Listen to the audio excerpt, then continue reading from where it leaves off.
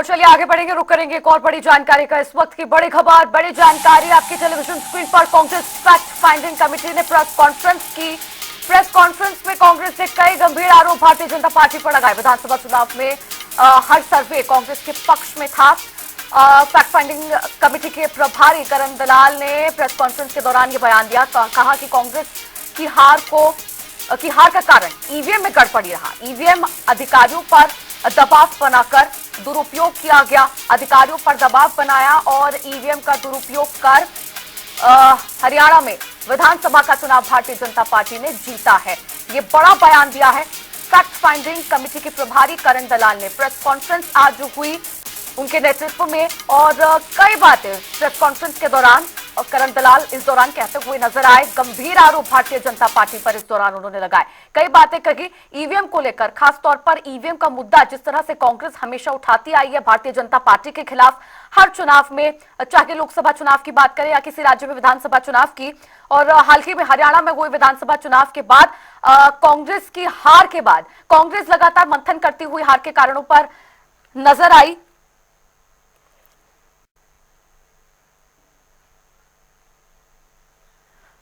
और चलिए अब इसी पर और भी ज्यादा चर्चा करेंगे। हमारे साथ भारतीय जनता पार्टी के प्रवक्ता प्रोफेसर वीरेंद्र सिंह चौहान जी जुड़ गए हैं। वीरेंद्र सिंह जी, आपका बहुत बहुत स्वागत है जनता टीवी में। जी शुक्रिया। वीरेंद्र सिंह चौहान जी, आज फैक्ट फाइंडिंग कमेटी ने प्रेस कॉन्फ्रेंस की है। एक हम देखते हैं हमेशा ही कांग्रेस आरोप लगाती है भारतीय जनता पार्टी पर ईवीएम को लेकर कि ईवीएम हैक की जाती है, तमाम आरोप लगते हैं। लेकिन आज जो प्रेस कॉन्फ्रेंस हुई है उसमें प्रभारी करण दलाल का कहना है अलग ही अनोखा आरोप लगाया है। कह रहे हैं कि भारतीय जनता पार्टी ने सिलेक्टिव तौर पर ईवीएम हैकिंग की है।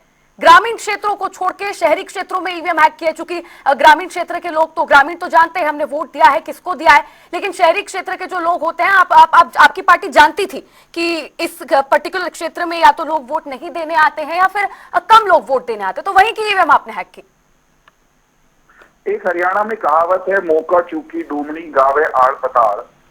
जब आप अवसर चूक जाते हैं, जब जनता द्वारा आपकी धुलाई कर दी जाती है, जब आपकी जो अहंकार की उड़ान के हम तो आ गए भाजपा चली गई, उस पर जनता तमाचा जड़ देती है, वोट की चोट उसको दे देती है, तो फिर आप जिस तरह की बातें करते हैं वो कांग्रेस कर रही है। कांग्रेस पार्टी ने आज तक भी आज की पत्रकार वार्ता तक भी अपनी हार के वास्तविक कारणों की तरफ जो है पल भर के लिए नहीं देखा। ऐसा नहीं है कि कांग्रेस के किसी नेता ने हार के कारणों की तरफ इशारा न किया हो। कांग्रेस के ही नेताओं ने हार के कारणों की तरफ खुल्लम खुल्ला संकेत किए हैं और कांग्रेस के ही नेता हार का कारण बने हैं। लेकिन कांग्रेस की फैक्ट फाइंडिंग कमेटी उनको बिल्कुल नजरअंदाज करती हुई दिखाई देती है। असंध के विधायक शमशेर सिंह गोगी एक क्लासिकल एग्जाम्पल हैं। शमशेर सिंह गोगी को इस बात का श्रेय जाता है कि उन्होंने ये कहकर कि हम सत्ता में आएंगे तो अपनों का भला करेंगे, अपने घर भरेंगे, अपने समर्थकों के घर भरेंगे, एक तरह से उस बात को प्रमाणित किया, हमारे उस आरोप को प्रमाणित किया जो हम लगातार कांग्रेस पर लगाते हैं कि ये तो आपा पीटते हैं, ये तो मेरिट को खूंटी पे टांग कर काम करते हैं। वही शमशेर सिंह गोगी जिन्होंने हमारे नैरेटिव को जनता के मनों में सही स्थापित किया, जिन्होंने जनता के मन में अपने उस बयान से ये भय पैदा किया कि कांग्रेस आएगी तो लूट के खाएगी, अपने घर भरेगी, वह शमशेर सिंह गोगी खुद कह रहे हैं कि ईवीएम कुछ नहीं हुआ। असल में कांग्रेस वीरेंद्र जी मैं सहमत हूँ, मैं आपकी बातों से वीरेंद्र जी आपकी बातों से मैं सहमत हूँ, लेकिन कई तथ्य हो जाए। चलिए ठीक है, आप अपनी बात पूरी कीजिए। मैं ये कह रहा हूँ कि शमशेर सिंह गोगी ने स्पष्ट रूप से ये भी कहा, मैं ये कह रहा हूँ कि शमशेर सिंह गोगी का वो बयान जो चुनाव में दिया वो भी सही था, और चुनाव के बाद जब उन्होंने ये कहा कि हार का कारण ये है कि भूपेंद्र सिंह हुड्डा असंध में आते हैं तो उनके लिए वोट नहीं मांगते। ठीक है। हार का कारण ये भी है कि भूपेंद्र सिंह हुड्डा और कुमारी शैलजा या बड़े नेताओं के बीच में आपस में संवाद ही नहीं था, बातचीत ही नहीं थी। हार का कारण कुमारी शैलजा ने खुद मान लिया एक टेलीविजन इंटरव्यू में कि भूपेंद्र सिंह हुड्डा से कब बात हुई थी आखिरी बार, ये सोच के बताना पड़ेगा। दर्द तो होता है, दिल तो है। कुल मिलाकर कांग्रेस हारी तो कांग्रेसियों की करतूतों, कांग्रेसियों के कांग्रेसियों के द्वारा जो डरावा पेश किया गया कि 50 वोट ले आना और नौकरी ले जाना, रोल नंबर दे जाना, मैं हुड्डा साहब से नौकरी लाकर दे दूंगा, इस कारण से जो भय पैदा हुआ, कांग्रेस हारी। तो इस वजह से कांग्रेस इसलिए भी हारी कि संगठन नहीं था। इनके बड़े बड़े लीडर कह रहे हैं संगठन नहीं था।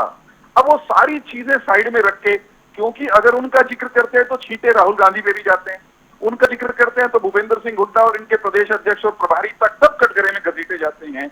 इसलिए ये बेचारी ईवीएम के ठीक सिर है। पर वीरेंद्र सिंह जी हमारे साथ, वीरेंद्र सिंह जी हमारे साथ कांग्रेस प्रवक्ता योगेश सिहाग जी भी जुड़ गए हैं, उनसे भी प्रतिक्रिया ले लेते हैं इस पर। योगेश सिहाग जी, आपका स्वागत है जनता टीवी में। धन्यवाद जी मैडम जी। देखिए, योगेश सिहाग जी, मेरी आवाज आप तक पहुंच पा रही है? हाँ जी, बिल्कुल आ रही है जी। जी योगेश जी। वीरेंद्र चौहान जी देखिए खुद एडमिट कर रहे हैं कि भारतीय जनता पार्टी को जनता देखना ही नहीं चाहते थे सत्ता में। ये खुद मान रहे हैं क्या? लोग जनता आपके कान ठीक है क्या? किसने एडमिट किया? और ये खुद ये एडमिट कर रहे हैं। तो आपको नहीं किया। आप योगेश सिहाग जी को आप उनको उनकी बात पूरी कर लेने दीजिए ना। लेकिन जो मैंने नहीं कहा वो ये कैसे मेरे मुंह में डाल सकते हैं? रोकते क्यों नहीं आप इनको? देखिए, मैंने कब कहा कि भाजपा को नहीं देखना चाहती जनता, इन्होंने कांग्रेस को नहीं देखना चाहती, इसलिए जनता ने कांग्रेस को ठोकर मारी। योगेश सिहाग जी, योगेश सिहाग जी, वीरेंद्र सिंह जी ने, वीरेंद्र सिंह जी का कहना है, वीरेंद्र सिंह जी का कहना है कि आपके पार्टी के अंदर जो आपसी अंतरकलह है, जो सर फुट टॉवल है, वो उन्होंने अभी जिक्र किया शमशेर सिंह गोगी का। कई बातें शमशेर सिंह गोगी ने कही जब विधानसभा चुनाव के पहले भी, और जब विधानसभा का चुनाव हो गया उसके बाद भी कई प्रतिक्रियाएं कांग्रेस पार्टी की तरफ से सामने आई। पार्टी के अंदर खाने से कहा गया कि जो टिकट वितरण था वो ठीक नहीं था, किसी ने कहा कि संगठन नहीं था इसीलिए हार का सामना करना पड़ा। कई बातें होती रहती है, तो केवल ईवीएम ही क्यों? फैक्ट फाइंडिंग कमेटी की प्रेस कॉन्फ्रेंस हुई, इन कारणों पर क्यों बातचीत नहीं होती? ईवीएम ही क्यों? देखिए मैडम, ईवीएम एक बड़ा कारण है, मेजर रीजन है, परंतु देखिए संगठन ना होना, ये जो हमारे जो नेताओं के बयान को घुमा के पेश करना, और हमारी पार्टी में आंतरिक लोकतंत्र है, इनकी पार्टी की तरह ये नहीं है।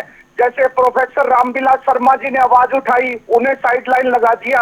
विज साहब ने, उन्होंने खुद एडमिट विधानसभा में किया कि मेरी तो जान तक का खतरा था इनकी सरकार से, सरकार मुझे मरवाना चाहती थी। इनकी गुटबाजी देखिए आप। हमारी पार्टी में हर को अपनी बात रखने का अधिकार है, आम कार्यकर्ता भी अपनी बात रख सकता है। तो हमारे संवैधानिक मर्यादाओं की इनकी तरह तार नहीं किया जाता उसे। और देखिए, ईवीएम एक बहुत बड़ा कारण है। क्यों उनको महाराष्ट्र के और हरियाणा के इन्होंने ये एक देश एक चुनाव की बात करते हैं, जिस केस के 7 चुनाव होने थे वो भी ये 7 नहीं करवा पाए। तो वो इसलिए नहीं करवाए कि पहले हम हरियाणा में घोटाला करेंगे ईवीएम का, उसके बाद महाराष्ट्र में करेंगे। तो इनकी जो सोच है भारतीय जनता पार्टी की, वो संवैधानिक संस्थाओं को समाप्त करने की रही है। और मैं कहता हूं कि इस विषय की बिल्कुल जांच होनी चाहिए। और आगामी चुनाव, जब पार्टी राष्ट्रीय पार्टी है, हमारे खड़गे साहब स्पष्ट कर चुके हैं, माननीय खड़गे साहब, कि हम ईवीएम पे चुनाव नहीं चाहते। योगेश सिहाग जी, लेकिन ईवीएम को लेकर आपकी पार्टी इतनी सिलेक्टिव क्यों है? योगेश सिहाग जी, एक सेकंड आप मेरी बात सुन लीजिए। योगेश सिहाग जी, हरियाणा में लोकसभा चुनाव के दौरान 10 सीटों में से 5 सीटें आपके खाते में भी आई थी, तो उस दौरान ईवीएम का क्या रोल था? देखिए, हम अब भी 90 की 90 सीटों पे ईवीएम का रोल नहीं करे। ये सिर्फ इन्होंने 10 से 15-20% सीटों पे इन्होंने ये सेट करते हैं, ताकि जनता, नहीं तो अभी तक तो इतने बड़ा आंदोलन सड़कों पे आ जाए, ताकि जनता में गुमराह करने की कोशिश करते हैं। सिर्फ 15, और ये भी ये सेट करते हैं कि कहाँ किसको जिताना है, किसको हराना है। चलिए ठीक है। तो ये जो इनकी स्ट्रेटजी है, वो मैं कहता हूं कि ये एक्सपोज होगी और देश सड़कों पे आएगा। अकेली कांग्रेस पार्टी नहीं, आम जनता है कि ये धोखा कर रहे हैं लोकतंत्र के साथ। समय का अभाव है, समय का अभाव है। वीरेंद्र सिंह जी, योगेश सिहाग जी, आप दोनों मेहमानों का बहुत बहुत शुक्रिया जुड़ने के लिए और तमाम चर्चा मेरे साथ करने के लिए।